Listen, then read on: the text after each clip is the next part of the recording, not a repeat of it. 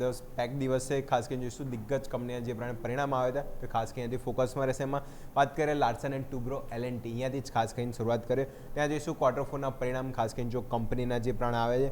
L&Tમાં ખાસ કરીને જો નફો નો ડાઉટ આપણને જે ડિક્લાઇન જોવા મળે છે 3.1% આજુબાજુ ઘટ્યો છે, 5,326 કરોડ આજુબાજુ. સામે આવક તમે જો આવકમાં સારો ગ્રોથ જોવા મળે છે, 11.3% આજુબાજુ આવક વધી છે, 82,762 કરોડ આજુબાજુ. એબિટા બી જો 5%નો ગ્રોથ એબિટામાં છે, 8,611 કરોડ આજુબાજુ. માર્જિન જોઈશું નો ડાઉટ થોડું આપણને ડિક્લાઇન જોવા મળે છે અને જોઈશું 38% ડિવિડન્ડની બી જાહેરાત કરી છે. પણ જે કંપની ટોટલ ઓર્ડર બુક છે, જે વાત કરીએ 31 માર્ચ સુધી ટોટલ ઓર્ડર બુક જોઈએ તો 28% વધીને 7.4 લાખ કરોડ. એટલે જોઈશું ઓર્ડર બુકનો આંકડો જોઈશું સારો આઉટફ્લો ટોપ ઉપર ઓર્ડર બુક અહીંયા ખાસ કરીને L&Tની પહોંચી જોવા મળી છે. તો ઓર્ડર બુક વાઇઝ આંકડા સારા છે અને જોઈશું ખાલી નફામાં ડેન્ટ જોવા મળે છે, બાકી આવક એબિટા માર્જિન 3 સારા સુધર્યા છે. તો L&T ખાસ કરીને ફોકસમાં રહેશે. હીરો મોટોકોર્પ અહીંયા બી આંકડા ખાસ કરીને કંપનીના આવે છે અહીંયા ફોકસમાં. જે નફો જો ખાસ કરીને 30%નો જમ્પ 1,400 કરોડ આજુબાજુ. આવક બી જોશો અહીંયા બી 30% આજુબાજુ ગ્રોથ આવકમાં જોવા મળશે, 13,000 કરોડ આવકમાં જમ્પ જોવા મળે છે. એબિટા બી જો 30% એટલે જોઈશું 3 પેરામીટરમાં જોઈશું 30% જમ્પ અહીંયા જોવા મળે છે. એબિટા બી જોઈશું 30% વધીને 1,856 કરોડ આજુબાજુ અને માર્જિન જોઈશું સ્લાઇટલી ઇન્ક્રીઝ થાય છે 14.2%થી વધીને 14.5%.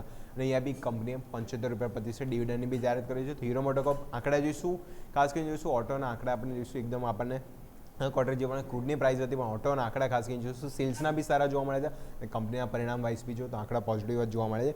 નેક્સ્ટ વાત કરીએ તો એન્જલ વન ખાસ કરીને જોઈશું, કારણ કે જો બિઝનેસ અપડેટ ખાસ કરીને કંપની આપે છે. ક્લાયન્ટ એક્વિઝિશન છે 6.2%નો યર ઓન યર વધારો જોવા મળે છે, 0.46 મિલિયન આજુબાજુ વધારો જોવા મળે છે. ક્લાયન્ટ બેઝ જોઈશું એ બી વાર્ષિક આપણે જોઈશું 20% વધ્યું છે, 37.89 બિલિયન આજુબાજુ. ઓર્ડર નંબર બી આપણે જોઈએ તો યર ઓન આપણે આંકડો કમ્પેર કરીએ તો 27% આપણે જોઈશું ઓર્ડર નંબર વધ્યા છે, 135 મિલિયન આજુબાજુ ટોટલ ઓર્ડર જોવા મળે છે. અને ડેલી ઓર્ડરની પણ વાત કરીએ તો ત્યાં બી આપણે જો યર ઓન યર આંકડો કમ્પેર કરીએ તો અહીંયા બી 31% આજુબાજુ જે ડેલી ઓર્ડર છે એમાં બી વધારો થતો જોવા મળે છે. 6.80 મિલિયન આજુબાજુ જે ડેલી ડોલર છે એમાં બી એટલે જે ઓર્ડર છે એમાં બી ખાસ કરીને વધારો જોવા મળે છે. તો બિઝનેસ અપડેટ ખાસ કરીને સારા છે એન્જલનો, તો ફોકસમાં રહેશે. નેક્સ્ટ વાત કરીએ તો આઈટી કંપની કોફોજ અહીંયા ખાસ કરીને જો પરિણામ આપણને બેસ્ટ જોવા મળે. જે પણ આઈટી કંપનીઓ છે હવે જોઈશું મિડ કેપ આઈટી કંપનીના પરિણામ ખાસ કરીને સારા છે. કોફોજ અહીંયા જો નફો 145%નો ગ્રોથ એટલે 250 કરોડ હતા, સીધા તમે વધીને 612 કરોડ. આવક તમે જો આવક બી સારી ઇન્ક્રીઝ થઈ છે, 4,450 કરોડ. એબિટા બી જો 26%થી ગ્રોથ એબિટા જોવા મળે છે, 696 કરોડ એટલે નિયર બાય 700 કરોડ આજુબાજુ. અને જે માર્જિન અને જો ડોલર ઇન્કમની બી વાત કરીએ તો અહીંયા બી સારો ગ્રોથ કંપનીમાં જોવા મળે છે. કંપનીની જો ટોટલ ઓર્ડર બુક જોઈએ ત્યાં બી સારો વધારો, માર્જિન જો 13% વધીને સીધા 15.66% એટલે માર્જિન બી સારા ઇન્ક્રીઝ થયેલું. ટોપ એન્ડ બોટમ લાઇન કોફોજ જે આઈટી કંપની ખાસ કરીને છે અહીંયા આંકડા ખાસ કરીને સારા જોવા મળે છે. કોન્સ્ટન્ટ કરન્સી ગ્રોથ છે એ બી કંપની જો 2% રહ્યો છે, એટલે આંકડા તો ઓનલાઈન આપણે શું ઓન પેપર સારા જ જોવા મળે છે. તો કોફોજ બે આજે ફોકસમાં રહે છે. નેક્સ્ટ ઓવરઓલ વાત કરીએ તો એસઆરએફ બી આંકડા જોઈશું આપણને ઇનલાઇન જોવા મળે છે, ખાસ કરીને આવક જો 60%નો ગ્રોથ 615 કરોડ. નફો બી જો તો કંપની 11%નો ગ્રોથ કરે છે. એબિટા બી જોઈશું કંપનીના 957 કરોડ હતા, વધીને 1,026 કરોડ આજુબાજુ. માર્જિન નો ડાઉટ ફ્લેટ જોવા મળે છે, 22.2% આજુ માર્જિન આપણને જોઈશું ફ્લેટ કારોબાર માર્જિનમાં જોવા મળે છે. અજંતા ફાર્મા અહીંયા ખાસ કરીને જો પરિણામ આપણને જોઈશું સારા જોવા મળે છે. નફો જો 20%નો જમ્પ 267 કરોડ આજુબાજુ. આવક બી જોઈશું 22% આજુબાજુ આવકમાં વધારો થયો છે, 1,422 કરોડ. સામે એબિટા બી જો 12%થી એબિટા બી જમ્પ થતા જોવા મળે છે, એટલે એબિટા બી કંપની જોઈશું 333 કરોડ આજુબાજુ.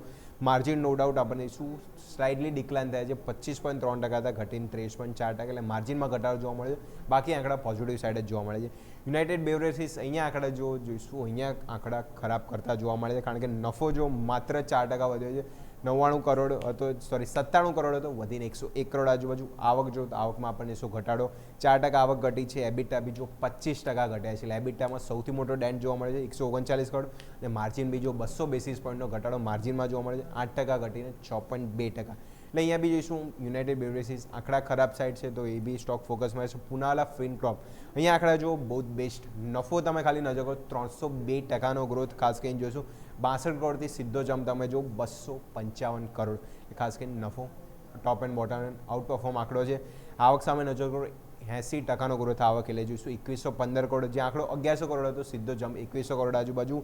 એયુએમ બી જોઈશું 30 થી 40% હતું, જે વધીને 71% એટલે જોઈશું અસેટ અંડર મેનેજ એટલે જોઈશું એનબીએફસી કંપની આંકડા જોઈશું, બધી જ કંપની જોઈશું પોઝિટિવ સાઇડ જોવા મળે છે. ખાસ કરીને પુનાવાલા ફિનકોર્પ અહીંયા જો નફો આવક તમે એબિટા જો અસેટ અંડર મેનેજમેન્ટ બી જો 71% ગ્રોથ, લોન બુક બી સારું એક્સપાન્શન કરે છે અને કંપનીનું કહેવું છે કે જે પ્રમાણે હાલમાં છે તે હાઈ ગ્રોથ પોટેન્શિયલ ઉપર કંપની અત્યારે કામકાજ કરી રહી છે, તેના લીધે જો આંકડા બી ઓન પેપર આપણે જઈશું પોઝિટિવ સાઇડ જોવા મળે છે. તો પુનાવાલા ફિનકોર્પ ઓવરઓલ જઈશું, આ બી સ્ટોક છે ફોકસમાં રહેશે. તો ઓવરઓલ પરિણામવાળા સ્ટોકની વાત થઈ ગઈ. સમાચારવાળા સ્ટોક જોઈ લઈએ તો કોચિન શિપયાર્ડ ખાસ કે આજે ફોકસમાં રહેશે, કારણ કે કેબિનેટ દ્વારા જોઈશું જે બંદીનાર જે ગુજરાતનો પોર્ટ છે ત્યાં જોઈશું શિપ રિપેર પ્લાન્ટ માટે કંપનીને ઓર્ડર મળ્યો છે. 1570 કરોડના ઓર્ડરની જે કેબિનેટ દ્વારા મંજૂરી આપવામાં આવી છે. તો શિપિંગ રિલેટેડ સ્ટોક ખાસ કરીને કોચિન શિપયાર્ડ ફોકસમાં રહેશે. નેક્સ્ટ વાત કરીએ તો કેઈસી ઇન્ટરનેશનલ. કેઈસી અહીંયા બી જોઈશું કંપનીને જે નવો ઓર્ડર મળ્યો છે, ખાસ કરીને જે ટીએનડી ટ્રાન્સમિશન ડિસ્ટ્રીબ્યુટર રિન્યુએબલ અને જે કેબલ માટે છે કંપની 1000 કરોડથી વધારે ઓર્ડર બુક મળ્યો છે. આ બી કંપની છે જેનું મિડલ ઇસ્ટમાં સૌથી વધારે છે અને અહીંયા બી ઓર્ડર બુક સારી વધી રહી છે. તો કેઈસી ઇન્ટરનેશનલ આ બી સ્ટોક છે આજે ખાસ કરીને ફોકસમાં છે.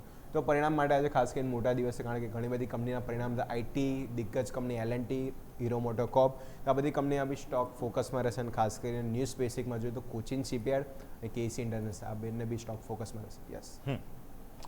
ઓકે, તો આ તમામ સંકેતો છે ધ્યાન પર